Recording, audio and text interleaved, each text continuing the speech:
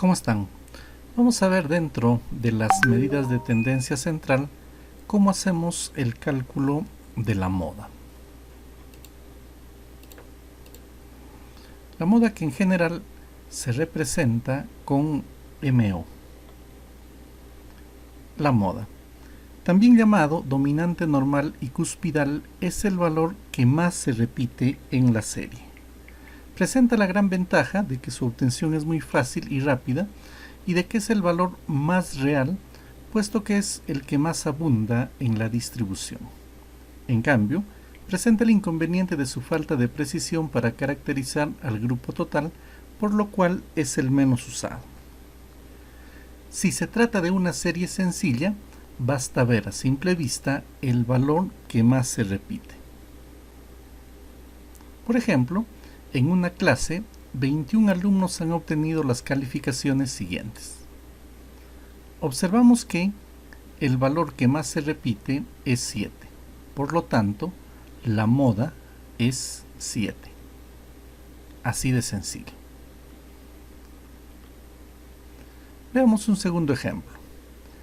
Sally Reynolds vende bienes raíces en el área costera de California del Norte. Enseguida se muestra la cantidad total de las comisiones que ha ganado desde el año 2000. Encuentre la moda de las comisiones que ha ganado en los 11 años. Cuando los datos no están agrupados, para el cálculo de la moda, si no tuviera con exactitud, podemos omitir los decimales. En la diapositiva, la moda vendría siendo 206. Para datos agrupados. Para localizar el valor del modo o moda, por este método se apela a la tabla de frecuencias.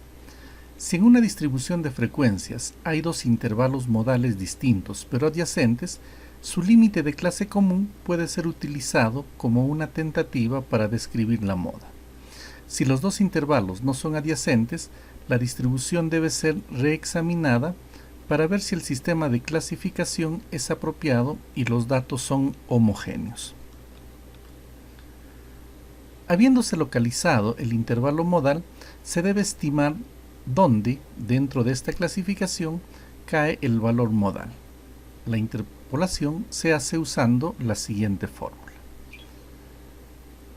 En este caso, LI es el límite inferior del intervalo modal, D1 la diferencia entre la frecuencia del intervalo modal y la frecuencia del intervalo precedente, D2 la diferencia entre la frecuencia del intervalo modal y la frecuencia del intervalo siguiente, y luego I viene siendo la magnitud del intervalo modal. En otras palabras, viene siendo el intervalo de clase. Veamos cómo calculamos la moda para los distintos casos. Veamos en principio el caso de la seriación sencilla, cuando tengo varios datos que están sin agrupamiento. En este caso, bastaría con ver cuál es el valor o los valores que más se repiten. Puede darse el caso de que una distribución sea bimodal, tenga dos modas, tres modas, inclusive una distribución que tenga muchas modas, a la cual se le llama multimodal. Ojo, la moda es el valor que más se repite. Si hay muchos datos que se repiten, quien se repita más es la moda. Salvo hayan dos que se repitan en igual número, sería una distribución bimodal.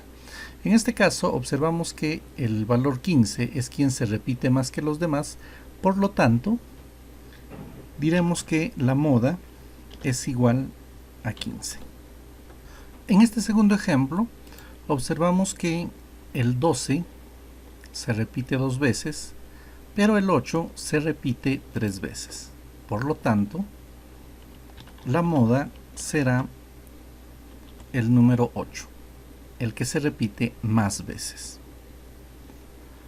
Cuando los datos están agrupados sin intervalos de clase, el cálculo de la moda es mucho más simple. Como quiera que la frecuencia absoluta me indica la cantidad de repeticiones, quien tenga mayor frecuencia absoluta el XY que tenga mayor frecuencia absoluta será la moda. En este caso, el 12 es la frecuencia mayor a todos los demás, por lo tanto me indica que el 21 se repite 12 veces.